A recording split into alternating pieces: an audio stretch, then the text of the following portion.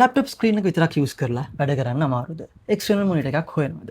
එහෙම නැත්නම් ඔයාගේ ඩෙස්ක්ටොප් එකට අලුතෙන් මොනිටර් එකක් බලන ගමන්ද? මේ වෙලාවේදී ඔයාලට තියෙන ප්‍රශ්න මොනවද? 24 inches මොනිටර් එකක් ඇද්ද? 32 inches එකකට යන්න වෙයිද?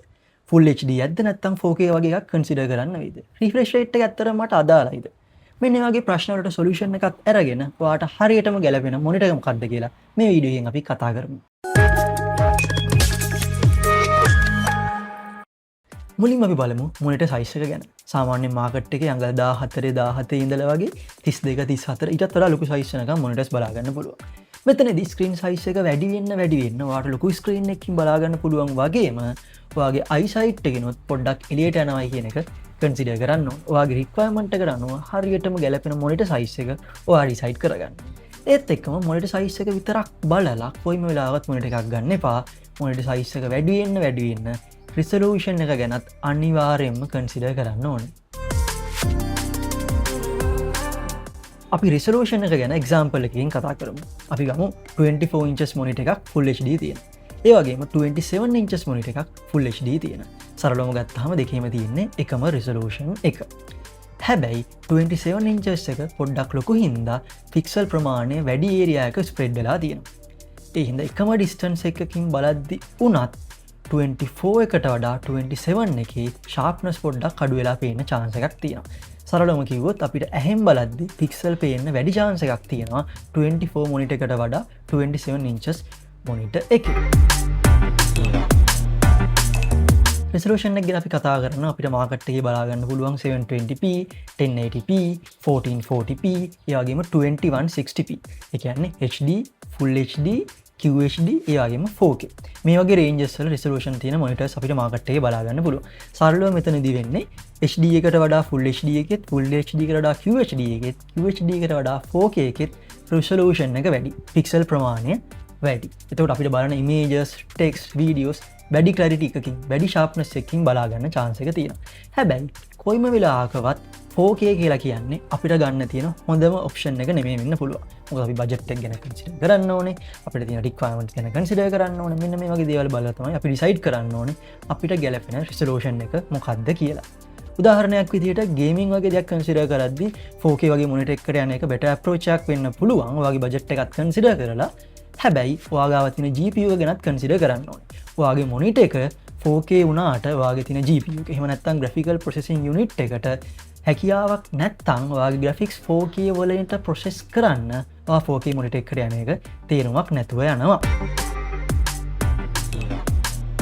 මේ වගේ කන්සිඩරේෂන් උත් එක්ක 27 inches මොනිටර් එකකට යනවා නම් Quad HD එහෙම නැත්නම් 1440p resolution එකට යන එක තමයි recommended approach එක. සාමාන්‍යයෙන් Full HD මොනිටර් එකක් ගන්නවා නම් maximum screen size එක විදිහට 24 inches තමයි recommend කරන්නේ. දැන් අපි කතා කරමු ගොඩක් දෙනෙක් මොනිටර් එකක් ගද්දි කන්සිඩර් කරන ස්පෙસિෆිකේෂන් එකක් ගැන. 60Hz, 120Hz, 144Hz, 240Hz. මොකක්ද මේ Hz කියන්නේ? එහෙම නැත්නම් මොකක්ද මේ refresh rate එක කියන්නේ? සරලවම කිව්වොත් අපි මොනිටර් එකට තප්පරයක් ඇතුළත අපි ස්ක්‍රීන් එක කී පාරක් රිෆ්‍රෙෂ් කරන්න පුළුවන්ද කියන එක තමයි refresh rate කියන්නේ. ඒ කියන්නේ 60Hz ගත්තොත් තප්පරයක් ඇතුළත 60 පාරක්. 120 ගත්තොත් 120 පාරක්. මේ විදිහට. ඒතර සරලවම වෙන්නේ අපි ගේම් එකක් ප්ලේ කරද්දී අපි වීඩියෝ එකක් බලද්දී ස්මූත්නස් එක, මූවමන්ට්ස් වල ස්මූත්නස් එක වැඩි වෙනවා. අපේ refresh rate එක වැඩි වෙද්දී. හැබැයි මෙතනත් අපි කලින් වගේම කන්සිඩර් කරන්න ඕනේ අපි ප්ලේ කරන ගේම් එක එහෙම නැත්නම් අපි GPU එකට possibility එකක් තියෙනවද එහෙම නැත්නම් capability එකක් තියෙනවද මේ වගේ ලොකු refresh rate එකක් produce කරන්න. example එකක් විදිහට ඔයා ගේම් එකකට produce කරන්න පුළුවන් 60Hz විතරයි නම් ඔයාගේ මොනිටර් එක 144Hz උණයි කියලා ඇත්තටම තේරුමක් නැති වෙන්න පුළුවන්. මේක ගැනත් ඔයා කන්සිඩර් කරලා බලන්න ඕනේ මොනිටර් එකක් ගන්න කලින්.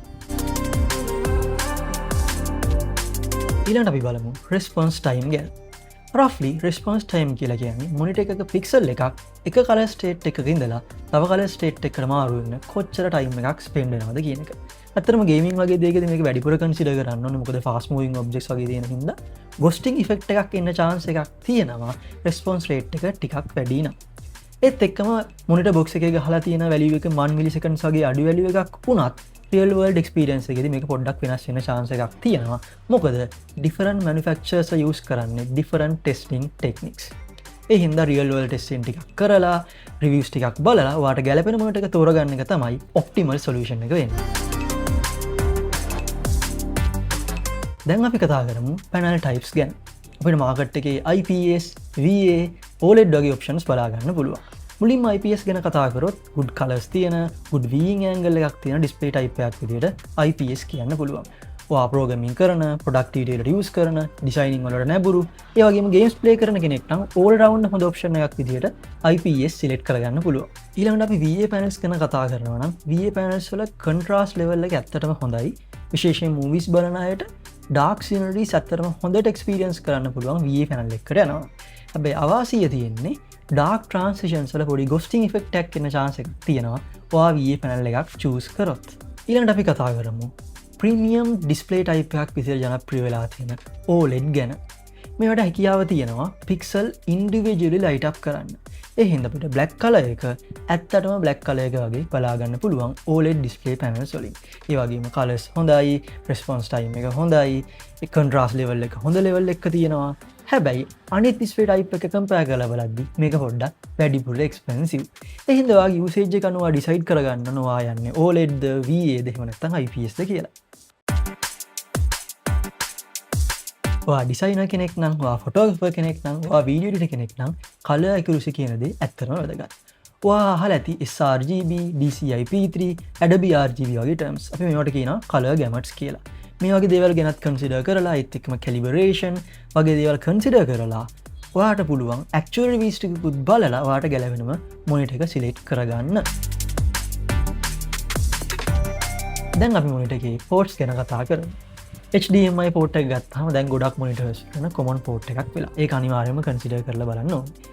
ඔයා gaming වලට වගේ නම් monitor එක select කරගන්නේ display port එකක් ගැනත් consider කරන්න. මොකද high resolution, high refresh rate එක output එකක් ගන්න display port එක ගොඩක් වැදගත්.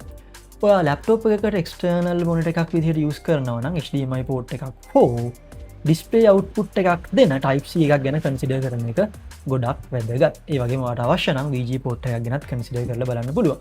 ඔයාගේ අවශ්‍යතාවය අනුව තව audio ports වගේ දේවල් ගැනත් හිතලා බලන්න පුළුවන්. HDR එහෙම නැත්නම් high dynamic range කියන්නේ අද ගොඩක් monitors වල marketing feature එකක් වෙලා තියෙනවා. box එකේ just HDR supported කියලා title කරලා තිබුණාට හොඳ HDR experience එකක් හම්බෙන්න නම් high brightness, good contrast, good black levels, ඒ වගේම proper local dimming වගේ දේවල් තියෙන්න ඕනේ. ඒ හින්දා ඔයා මේ වගේ දේවලුත් consider කරලා ඔයාගේ monitor එක choose කරන එක හොඳ HDR experience එකකට වැදගත් වෙනවා. monitor stand and ergonomics කියලා කියන්නේ ගොඩක් දෙනෙක් ignore කරන point එකක්. monitor එකේ viewing angle එක, monitor එකේ stand එක tilt කරන්න පුළුවන්ද, swivel කරන්න පුළුවන්ද, height එක adjust කරන්න පුළුවන්ද වගේ දේවල් මෙතනදී ඔයාලට consider කරලා බලන්න පුළුවන්. ඒ වගේම VESA mount. එහෙම නැත්නම් monitor arm එකක් connect කරන්න පුළුවන් capability එකක් තියෙනවද කියන එකත් ගොඩක් වැදගත් කාරණයක්. මොකද ඔයා monitor stand එක use කරනට වඩා monitor arm එකක් connect කරන එකෙන් ඔයාට ගොඩක් වාසි ගන්න chance එකක් තියෙනවා. ඔයා පැය 6ක් 8ක් monitor එකත් එක්ක interact වෙන කෙනෙක් නම් මේ දේවල් consider කරලා බලන එක ගොඩක් වැදගත් වෙයි. ඔයාටත් idea එකක් තියෙනවද monitor එකක් ගන්න? ඔයා monitor එක ගන්නේ programming වලටද, editing වලටද, gaming වලටද කියලා පහලින් comment එකක් දාන්න. අපි discuss කරමු. ඒත් එක්ක monitors ගැන ඔයාට තියෙන experiences, ideas පහලින් comment එකක් දාන්නත් අමතක කරන්න එපා.